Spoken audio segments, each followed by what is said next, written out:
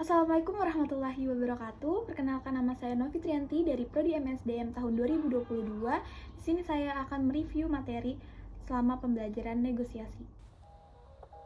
Mungkin teman-teman semua udah nggak asing lagi dengan kata-kata negosiasi, karena secara tidak langsung kita sebagai manusia telah menerapkan negosiasi ini dalam kehidupan sehari-hari. Misalnya dalam bidang pembelajaran, dalam negosiasi dalam membeli barang, dan sebagainya.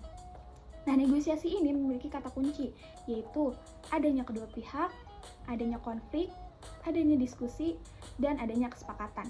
Nah, singkatnya, negosiasi adalah hubungan antara dua pihak atau lebih di mana mereka memiliki konflik, perbedaan pendapat, perbedaan kepentingan, perbedaan tujuan, faktor kasat mata maupun faktor kasat mata, tentang memberi dan menerima, di mana itu semua mereka lakukan untuk mencapai kesepakatan yang bersama.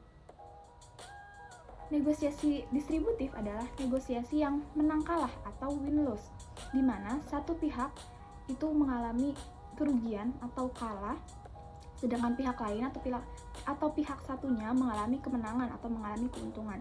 Sedangkan negosiasi integratif merupakan negosiasi yang menang-menang atau win-win, di mana kedua belah pihak mereka saling mendapatkan keuntungan dan tidak mendapatkan kerugian atau mereka menang-menang.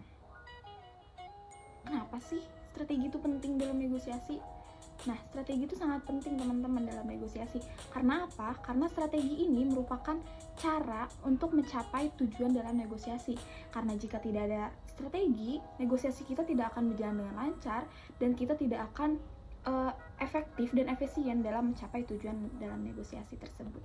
Nah, dalam negosiasi ini memiliki berbagai jenis strategi, yaitu strategi kompetitif atau strategi distributif, strategi akomodatif, strategi kolaboratif atau strategi integratif, kemudian penghindaran. Negosiasi juga diperlukan adanya etika. Karena apa? Karena etika merupakan standar sosial yang digunakan untuk menentukan baik atau benar.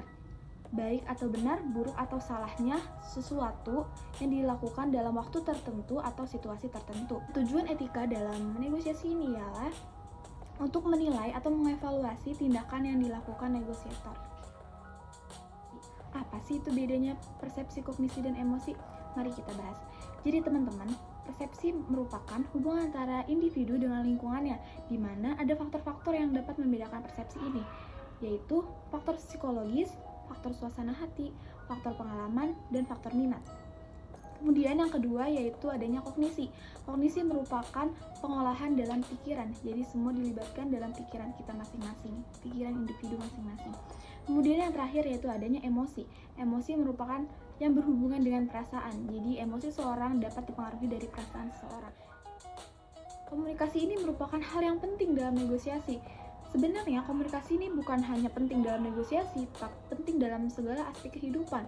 Karena kita juga sehari-hari berbicara dengan orang itu memerlukan komunikasi yang baik. Dalam negosiasi ini diperlukan komunikasi agar kita dapat menjalin kerjasama yang baik dan mempermudah dalam mencapai kesepakatan dalam negosiasi. Dalam negosiasi ini adanya distorsi komunikasi, yaitu adanya komunikator, media, pesan, encoding, dan integrasi. Kekuatan digunakan oleh negosiator untuk menghasilkan keuntungan atau memudahkan mereka untuk mencapai tujuan yang mereka inginkan. Kemudian ada sumber-sumber dari kekuatan. Yang pertama yaitu informasi, individu, posisi dalam organisasi, hubungan, dan kontekstual. Ada dua cara mempengaruhi. Yang pertama yaitu cara sentral dan yang kedua cara periferal. Cara sentral merupakan cara yang dibilang masih cukup tradisional. Karena apa? Karena pada cara sentral ini hanya berfokuskan pada isi pesan yang disampaikan. Sedangkan cara periferal merupakan cara tentang bagaimana kita mempengaruhi dan persuasi dalam bekerja. Ada hal-hal yang perlu diperhatikan. Yang pertama yaitu isi pesan, struktur pesan, dan gaya penyampaian pesan. Cukup sekian review materi dalam pembelajaran negosiasi selama ini. Kurang lebihnya mohon maaf. Wassalamualaikum warahmatullahi wabarakatuh.